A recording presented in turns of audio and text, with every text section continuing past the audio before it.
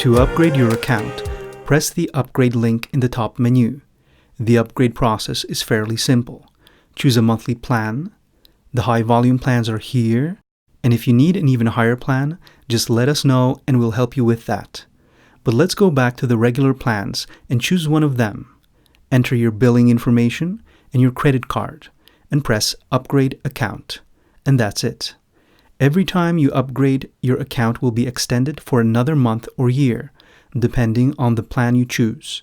If you want to upgrade but are in the middle of your current billing period, our system will automatically calculate the time and amount that has still not been used and subtract it from the new plan you choose.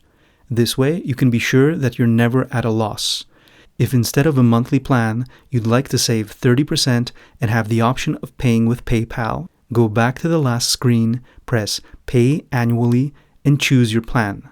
This screen is almost identical to the last one, with the difference of the additional PayPal option here. Contact us if you have any problems with your payment, and we'll try to help solve the issue. That's all for now.